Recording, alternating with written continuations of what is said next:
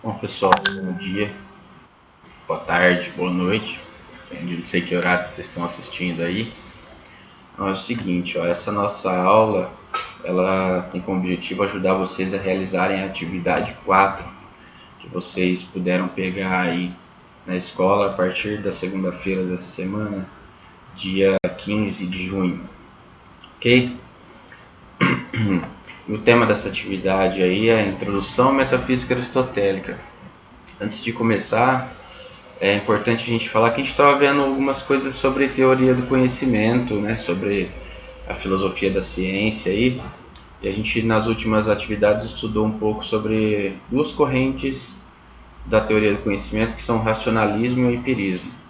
Aí só vale lembrar, para recapitular, que a diferença fundamental entre essas correntes, há outras, né? Mas a diferença fundamental é que os racionalistas acreditam que nós já nascemos com a razão ou com algumas ideias que nos permitem conhecer as outras coisas, e a nossa razão é que determina a realidade. Já os empiristas acreditam que a gente nasce com uma mente vazia, como uma folha em branco, e eles pensam que a nossa razão e todas as outras nossas ideias são obtidas através da experiência sensível, ou seja, de todas as sensações que nós temos com os nossos 5 sentidos. Mas ainda na filosofia da ciência, aqui nós vamos seguir, nós vamos ver uma questão metodológica, né? Tem uma área da filosofia que estuda um método que a gente chama de epistemologia. Também é teoria da ciência, na verdade. A epistemologia, a teoria da ciência, a teoria do conhecimento ou filosofia da ciência são o mesmo campo, mas são nomes diferentes que a gente pode dar para esse campo de estudo aí. Aqui nós vamos ver Aristóteles. Aristóteles é um filósofo antigo da Grécia, né, discípulo de Platão, e ele é conhecido por ser o pai da lógica, dentre outros grandes feitos que ele teve aí. Nós podemos dizer então que o método científico teve seus primeiros passos dados aí a partir da lógica aristotélica, né? Inclusive durante muito tempo, quando se estudava lógica, só se estudava a lógica aristotélica. Ele teve grandes contribuições, inclusive foi o primeiro estudioso a separar os conhecimentos em áreas, de acordo com as suas características, em categorias e tudo mais. Ele vai fazer a primeira divisão das ciências, né? Porque ciência e conhecimento é a mesma coisa. Mas não é sobre isso que nós vamos falar hoje. Nós vamos falar sobre um método que ele desenvolveu de investigação do ser. Então é uma das primeiras coisas que ele vai desenvolver aplicando a lógica que ele criou. E ele vai fazer isso porque ele percebeu que as coisas, por exemplo, um monte de tijolo, areia, telhas, não são uma casa, né? Para elas serem uma casa, elas precisam estar dispostas de uma determinada forma específica. Então, as casas não precisam ser construídas necessariamente disso. Os materiais podem variar, tem casa de madeira, casa de gelo, casa de alvenaria, enfim, mas embora os materiais sejam necessários, eles em si não são uma casa. Para eles serem uma casa, eles têm que estar organizados de uma forma muito específica, né?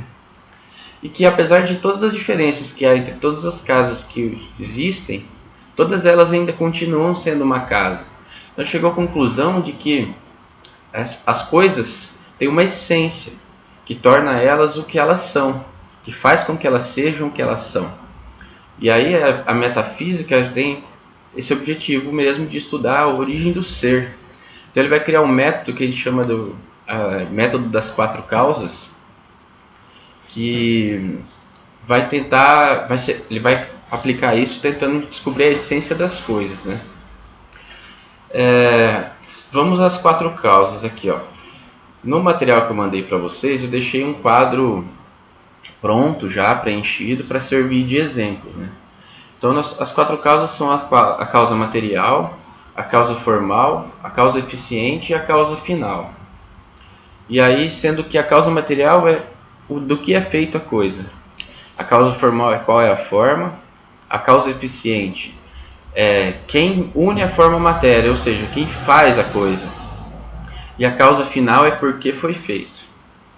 Então pensa aí, no caso nós temos o exemplo de um lápis, né? O lápis é feito de madeira e grafite, essa é a causa material dele.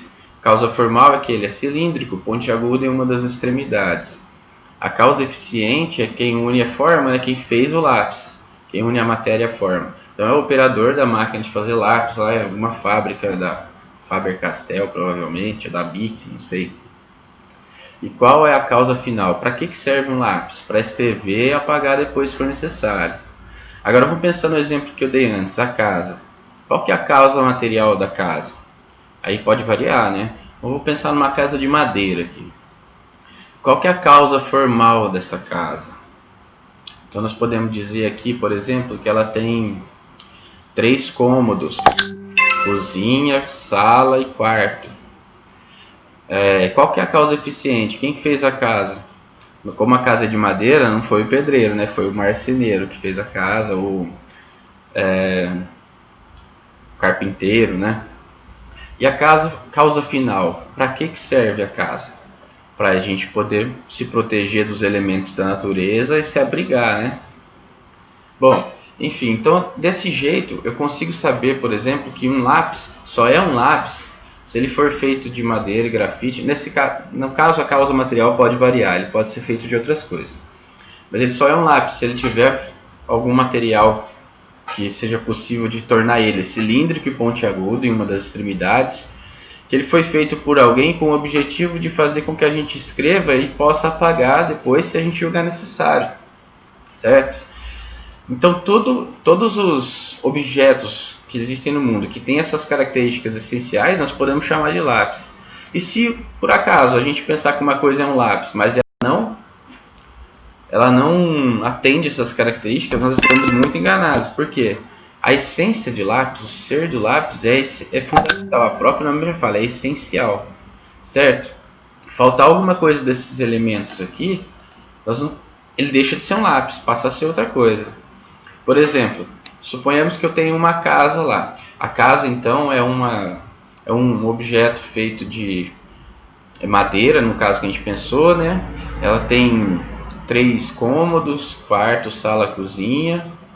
Foi feita por um marceneiro, carpinteiro.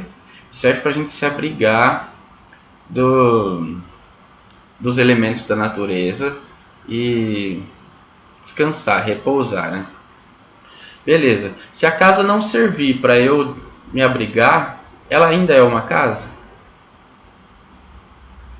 Não, né? Se a casa não tem uma forma que propicie que eu alcance meu objetivo ao fazer ela, como faz a causa eficiente, que é unir a matéria à forma, ela continua sendo uma casa? Não. Então, na verdade, quando você consegue, segundo Aristóteles, descobrir essas 4 causas do objeto que você está estudando, você consegue descobrir a essência desse objeto de estudo.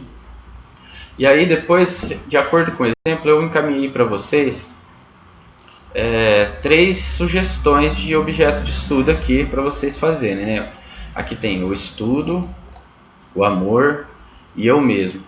Esses objetos são um pouco mais complicados de pensar e talvez vocês tenham bastante dificuldade porque algumas coisas são bem abstratas, assim, né?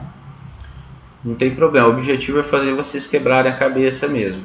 Lembrando que, nesse caso, as respostas podem variar, ainda que se vocês estejam usando o mesmo método e analisando o mesmo objeto de estudo, podem existir diversas respostas diferentes, porém corretas, tá? Lembrando que o que a gente conhece das coisas não é determinado pelas coisas. O conhecimento que a gente tem das coisas não está nas coisas, tá? Em nós mesmos que conhecemos. Por isso que isso é possível, tá? Espero que vocês tenham entendido, que vocês consigam realizar aí o exercício numa boa. Agora, falando um pouco sobre a atividade 1, que é mais simples, aqui tem um texto falando o que é epistemologia, né, teoria da ciência, o que é conhecer. E é uma pergunta só para vocês responderem o que é conhecer segundo Bergson. Esse é um exercício de análise e interpretação, mas para vocês terem contato com alguns textos filosóficos, né, e já irem se familiarizando com a forma como ele é escrito, e enfim. Eu vou aguardar aí. Se vocês tiverem alguma dúvida, alguma dificuldade para realizar atividades, vocês podem me procurar no WhatsApp que eu estou à disposição, ok? Grande abraço a todos.